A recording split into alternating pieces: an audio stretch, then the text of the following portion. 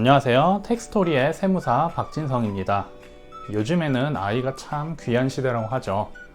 다들 예전만큼 결혼도 많이 안 하고 출산도 많이 안 하다 보니 손주 하나가 생기면 양가에서 그렇게 난리나고들 합니다.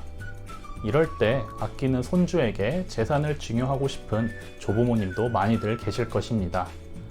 하지만 섣부르게 증여를 했다가는 손주에게 세금 부담만 안겨주게 됩니다. 절세 전략을 제대로 수립한 이후에 증여를 하셔야 아끼는 손주에게 더 많은 재산을 증여할 수 있게 됩니다.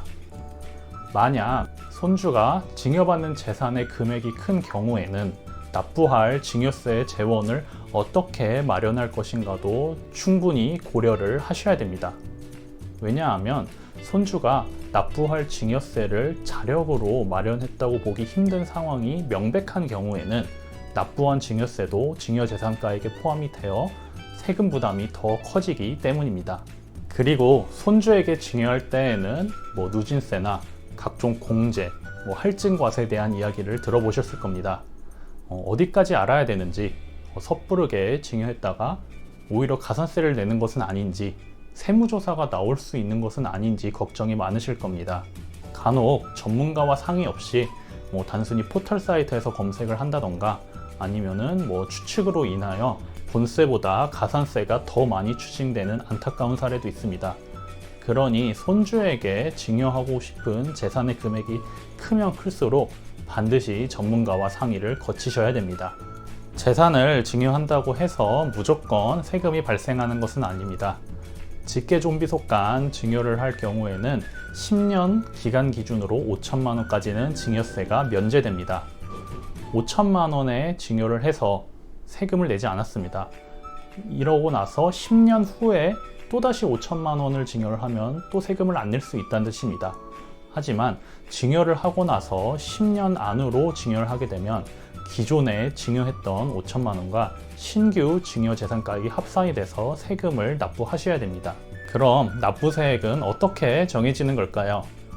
증여세는 누진세율로 증여재산가액에 연동이 돼서 세율이 높아집니다.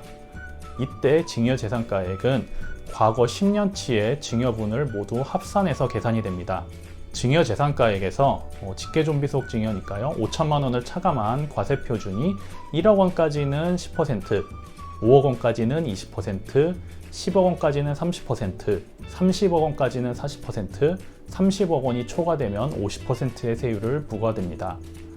예를 들어서 재산가액이 3억 원이다 하면은 3억 원에서 5천만 원을 차감한 2억 5천에서 세율을 적용합니다. 그러면 1억 원까지는 10% 세율인 1천만 원, 그리고 1억 원이 넘는 1억 5천만 원에 대해서는 20%의 세율이 적용되는 것입니다. 제가 아까 할증이라는 단어를 언급했을 겁니다. 손주에게 증여를 한다면 원래 납부해야 될 산출세액의 30%를 추가로 납부를 해야 됩니다. 만약에 손주가 미성년자이면서 받는 재산이 20억 원을 초과하면 40%의 할증이 붙습니다. 언뜻 이 30%라는 세율이 무척 부담스럽게 느껴질 수도 있겠지만 절세 플랜을 수립할 때 있어서 이 30%가 아무것도 아닐 수도 있습니다. 왜냐하면 물려줄 재산이 커서 배우자나 기존의 자녀로 모자른 상황이라면 여기에 손주를 추가해서 적용되는 누진세를 좀 낮출 수도 있기 때문입니다. 게다가 어차피 부의 이전이라는 것은 대를 이어서 계속 지속되는 것인데 어차피 손주분에게 갈 재산이라면 미리 가는 것도 나쁘지는 않죠. 따라서 경우에 따라 가산되는 30%의 할증과세가 오히려 이득일 경우도 있다는 말입니다. 이러한 절세 플랜은 향후에 재산에 따른 양도세나 상속세, 다른 증여세에 영향을 크게 미칩니다. 그리고 이 절세 플랜은 가족 간의 관계나 어떤 재산인지, 어느 시점에 증여를 하는지, 세금 납부 재원은 어떻게 마련했는지에 따라서 천차만별로 달라집니다. 그러니 손주분에게 증여를 하고 싶으신 조부모님이 계시다면 반드시 전문가와 상의 후 증여를 하시는 것이 나을 것입니다. 그럼 지금까지 텍스토리의 세무사 박진성이었습니다. 감사합니다.